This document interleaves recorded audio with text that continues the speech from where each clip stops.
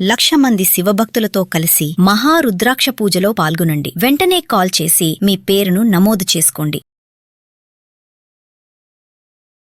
నమస్తే అండి. నమస్తే రాధా. సో భారతి గారు, మనం బాగానే చూస్తూ ఉంటాం, బాగానే వింటూ ఉంటాం, రేప్స్, ఆడవాళ్ళ మీద అత్యాచారాలు, నెలల బిడ్డ నుంచి ముసలి వాళ్ళ వరకు వదలరు. ఒకవేళ చనిపోయిన శరీరం ఆడదానిదైనా కూడా డెడ్ బాడీని కూడా వదలని వాళ్ళు ఉన్నారు. అన్నిటికీ మించి ఆడ అంటేనే అది కుక్క అయినా బర్రైనా ఏదైనా సరే దాన్ని కూడా రేప్ చేసిన మహానుభావులు ఉన్నారు. వీళ్ళని మహానుభావులను కూడా అనకూడదు, సారీ, ఇలాంటి ఉన్నారు. అందుకే అంటారండి మామూలుగా, అరే చెట్టుకు చీర కట్టినా కూడా పోయి వాడు ఏదో ఒకటి చేసి వస్తాడురా. ఏంటి ఆడ అంత దారుణాలు ఎందుకండి?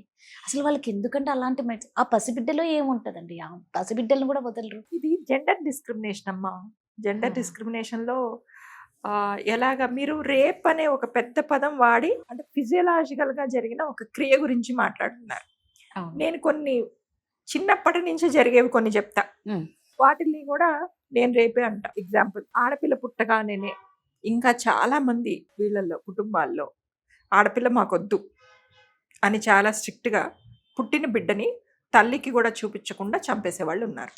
తెలుసా మీకు? కొన్ని ట్రైబ్స్ లో అయితే ఇప్పటికీ కూడా ఈ కాలంలో కూడా ఉన్నారు. కొన్ని ట్రైబ్స్ లో అయితే ఎస్పెషల్లీ ఆ వడ్ల గింజలు అట్లాంటివి అంటారు కదా, అవి ఇప్పటికీ కూడా ఆడపిల్ల అనగానే ఆ గుడ్డుని తీసుకొస్తే అవి వేయడానికి ప్రత్యేకించి ఉంటారు కొంతలు, వాళ్ళు పెద్దవాళ్ళు, వాళ్ళకే తెలుసు టెక్నికల్ గా ఎట్లా వేయాలి, వేసి ఇట్లా గొంతు పట్టేసుకుంటే అమ్మాయి ఎలా చనిపోతుంది అని అనేసి. సో మరి బిడ్డ పుట్టాక భగవంతుడికి తెలియదు కదా, సృష్టికి తెలియదు కదా, సృష్టిలో అయితే తేడా లేదు కదా, ఆడ మగ అనే తేడా. మరి భగవంతుడి సృష్టి వల్ల, ఒక సృష్టి కార్యం వల్ల జరిగిన బిడ్డని మీరు ఎలా చంపుతారు? ఇది రేపు కాదా? పుట్టాక బిడ్డ ఒరే మైనస్సేరా, ఈసారి కూడా మైనస్సే అని అత్తమామలు, భర్త, అత్తవైపు వాళ్ళు చూడకుండా వెనక్కి తిరిగి కూడా వెళ్ళిపోతారు. తర్వాత పుట్టింటి నుంచి ఎప్పటికీ ఆ భార్యనిన్నో, ఆ పుట్టిన రెండో అమ్మాయినో మొదటి అమ్మాయినో తెచ్చుకోకుండా కాలం నెల్లగొట్టే వాళ్ళు ఉంటారు. ఇది రేపు కాదా? కొంచెం పుట్టి బిడ్డ పెరుగుతూ ఉన్నాక మీరు ఆ బిడ్డకి బొమ్మలు కొనడానికి టాయ్ షాప్కి వెళ్ళారనుకోండి, టాయ్ షాప్ వాడు మొట్టమొదట అడిగే క్వశ్చన్ ఏంటో తెలుసా? అమ్మాయా అబ్బాయా? టాయ్ షాప్ లో కూడా మీరు ఎప్పుడు బొమ్మలు కొనలేదా? ఏమో, అంటే మేమంతా ఆడబొమ్మలకి ఎక్కువ ఇంట్రెస్ట్ చూపిస్తాం.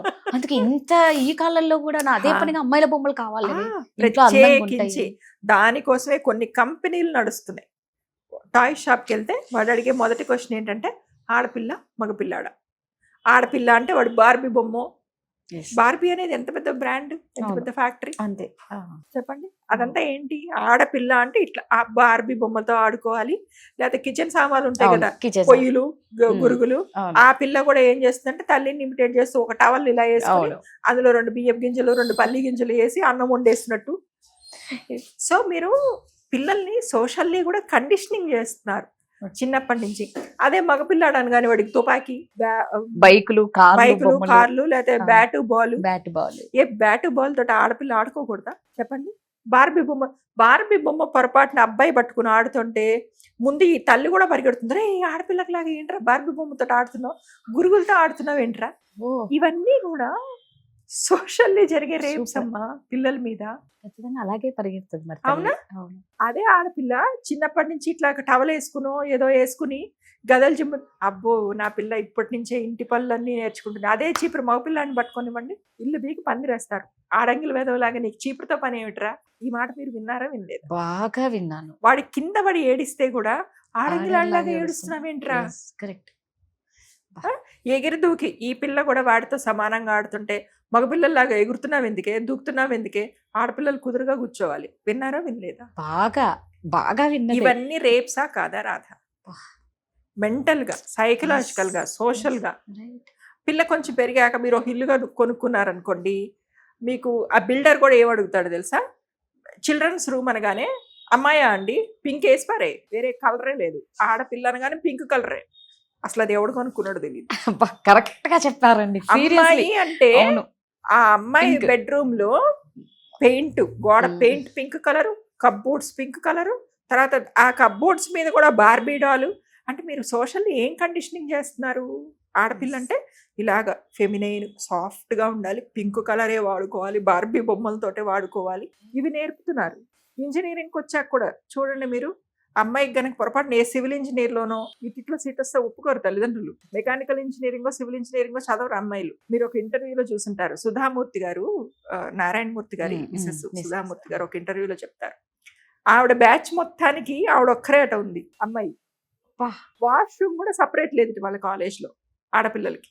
ఎంత ఇబ్బంది పడ్డానో నాకు తెలుసు అని. అదే కంప్యూటర్ ఇంజనీరింగ్ అంటే తల్లిదండ్రులు కూడా పంపిస్తారు, electronic engineering, computer engineering. So మీరు ఒక ఫిజియలాజికల్ గా జరిగే రేప్ గురించి మాట్లాడుతున్నారు సొసైటీలో, కానీ బిడ్డ పుట్టిన దగ్గర నుంచి ఈ జెండర్ డిస్క్రిమినేషన్ అనేది జరుగుతూ ఉన్నప్పుడు మగవాడికి ఆడపిల్ల అంటే నాకన్నా తక్కువ, నేను ఏం చేసినా భరించే ఒక వస్తువు అన్న ఫీలింగ్ని మీరు సోషల్గా వాడికి కండిషనింగ్ చేస్తున్నప్పుడు వాడు అలాగే బిహేవ్ చేస్తాడు. వాడి బ్రెయిన్కి 3 ఏళ్ల ఆడపిల్ల లేకపోతే 60 ఏళ్ల పెద్ద ఆవిడ అన్నది వాడికి తెలియదు. ఆ ఇంగిత జ్ఞానం ఉండేలాగా మీరు పెంచట్ల. ఇవన్నీ ఎందుకు జరుగుతాయంటే బ్యాడ్ పేరెంటింగ్ వల్ల. నా పాక్సో సెషన్స్ ఏమో కానీ మీరు ఏ టాపిక్ అడిగినా కూడా నేను పేరెంటింగ్ మీదే పడతా.